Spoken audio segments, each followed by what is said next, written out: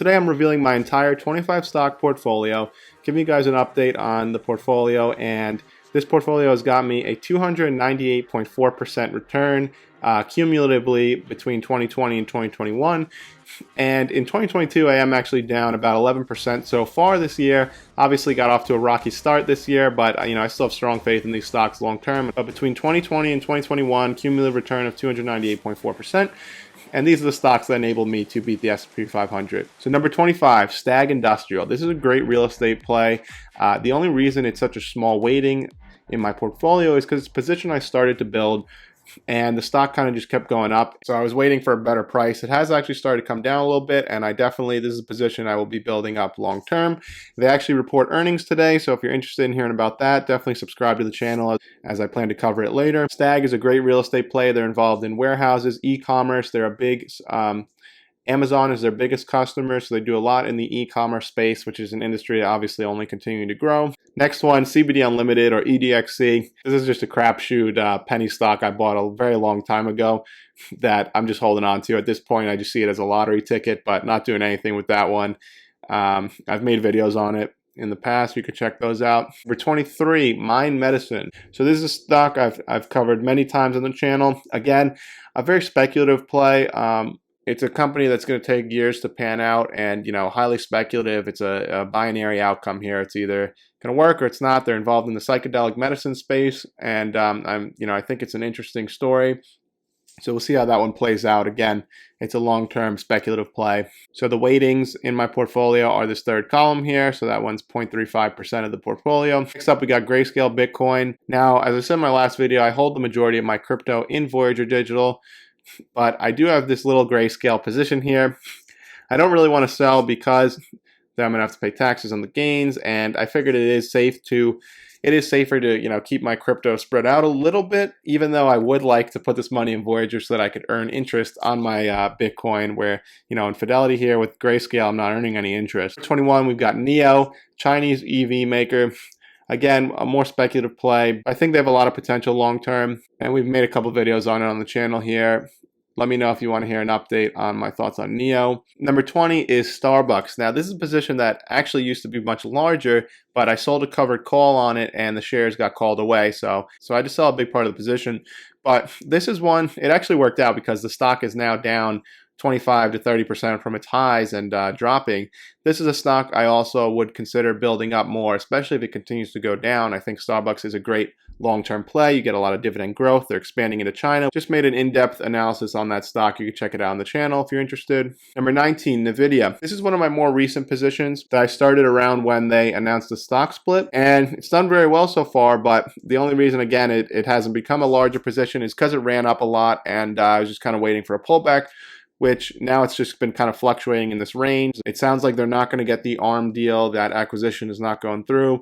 But Nvidia, definitely a fantastic long-term play as well. So probably another one I would consider buying into if it were to pull back more. Next up, we've got Sofi Stock. I think this company has a lot of potential long-term. It's not profitable yet, but they do have a lot of positive catalysts. They just got their bank charter, and they're offering you this all-in-one finance place where you could own your stocks, crypto, mortgages, insurance, just do it all under one umbrella, which I think the conveniency it can offer could be very appealing to many, especially the younger generations. So again, SoFi, more speculative but long-term play here. I was curious to see after the Super Bowl Sunday at SoFi Stadium if they would get some exposure from that and if the stock would bump as a result. Nothing crazy has happened yet, but this is a stock that many banks have been picking up. It seems like a lot of big institutions have been buying into, but again, not profitable yet, so it's definitely a long-term spec play. Next up, we've got Alibaba. Baba has had a rough past year here. I think long-term, it's the Chinese equivalent to Amazon. They obviously have some key differences.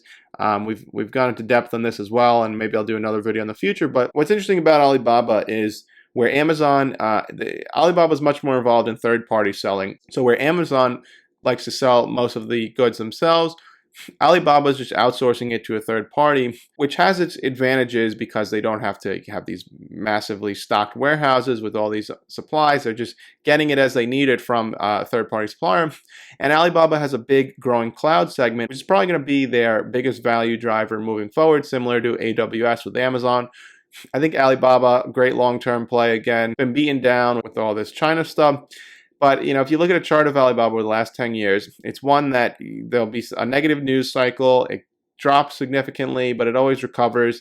I think long term, this one will do fine. Next up, we got Voyager Digital.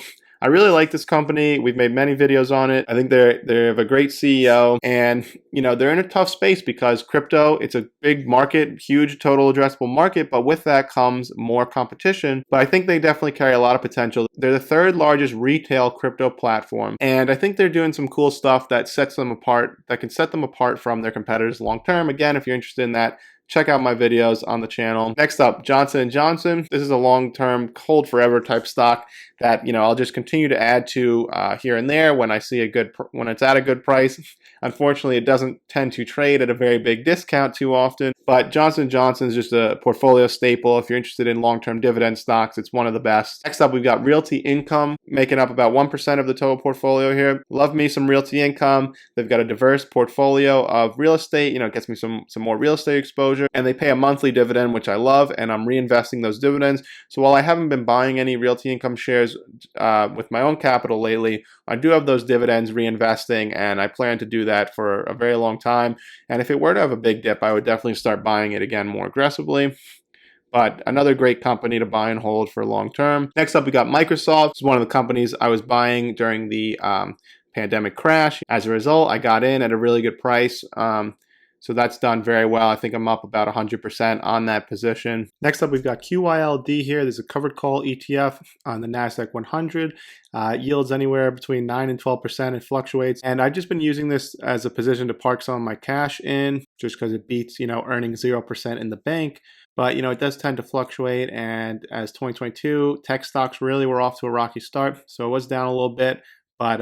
But like I said, I'm just in it for that yield. And this is where, we'll talk about this one tomorrow in the Voyager portfolio update. Something like US dollar coin, where the principal doesn't fluctuate and I'm earning 9.5% interest, does have its advantages over something like this covered call ETF that the value fluctuates as the market, goes up and down.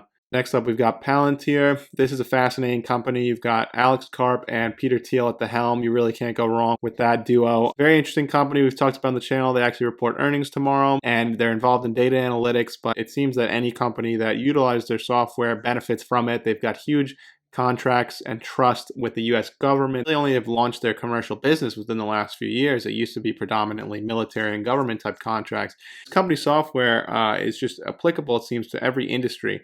So all they have to do is capture a small portion from various different industries, and this company has a huge runway for growth ahead of it. I'll definitely be listening to the earnings call tomorrow. Lots of potential there. Next up, we've got Clorox. Clorox company, another dividend staple. This company is down quite a bit after they had a pretty rough earnings report. So it's sitting around $140 now. Another one I would probably consider picking up some more shares of. Google, I just picked up a few weeks ago, around when they announced their stock split. I had it on my watch list for a very long time, and it's one of those companies you're not going to get in at a discount. So I finally decided to start the position. Google's a fantastic company. You even get small exposure. They have a stake in SpaceX. There's a lot of interesting things with that company. You can check out our video on it. Next up, Disney. We just made a video on this one as well. Definitely check that out if you're interested. But another long-term hold for me. The mouse is always going to make money. Then we've got Ryokan, 7th largest position. And this gets me some Canadian real estate exposure, another REIT.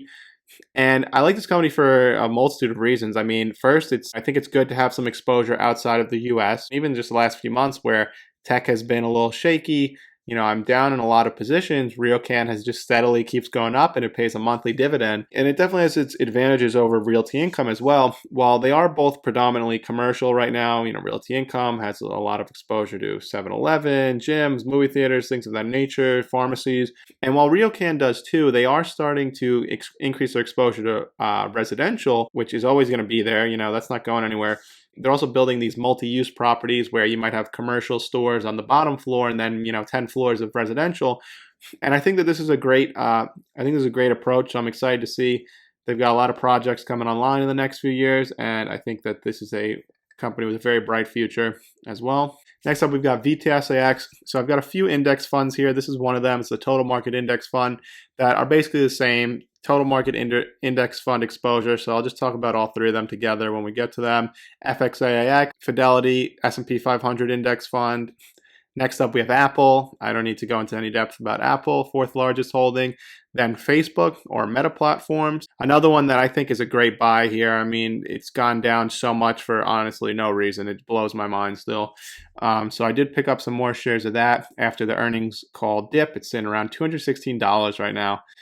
I think that's a steal. I've been using the Oculus. It's awesome and a lot of potential in their future. Next up, we've got Fskx. So again, Fskx is largely similar. So with the other two, you get exposure to 3,000 plus companies.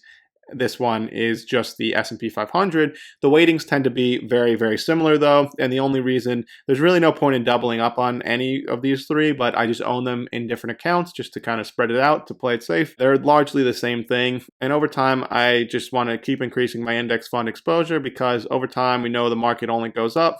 And there's going to be years where I probably don't outperform the market. I mean, 2022 so far, the index fund is outperforming me. And lastly, our number one holding, probably coming as no surprise here, is none other than Tesla, coming in at almost 65% of the portfolio. A big enough weighting to make any portfolio manager probably want to cry. So before you roast me and say I'm too overexposed to Tesla, I truly believe this is going to be the biggest company in the world. And I'm taking the Peter Lynch's advice here. Don't punish your winners. Because I've made 600% on Tesla, I should sell it just because it's a winner. No, I think this company will just continue to win. They've got an unassailable lead that nobody's catching up to. And they're just getting into so many companies of the future. This is the most exciting investment. There are days where I'm tempted to dump some of these other positions into it too. I think Tesla has a lot of growth ahead of it in the next 5 to 10 years. It really could take a run at being the number one company in the world, largest company. I really don't have to go much into Tesla. Obviously, I've made many videos about it. I'm sure you guys know how I feel about it. This is a company that's like investing in 10 startups of the future with way less risk attached because usually those companies are losing money. But Tesla, because they dominate the EV industry, is now going to be able to go into all these crazy things like AI, like full self-driving, like robotics. The future is very bright here, and I almost look at this as like a future type ETF in itself. So yeah, it's a portfolio. Let me know what you think in the comments below. And just to give you guys a better idea, I'll just take Tesla out of the picture here for a second, and then you could kind of get a better idea of what my weightings and everything else would look like. So obviously, they drastically increase. So if you combine the 3 index funds, there's 30% in that. I like that, and I would love to just continue increasing my index fund exposure.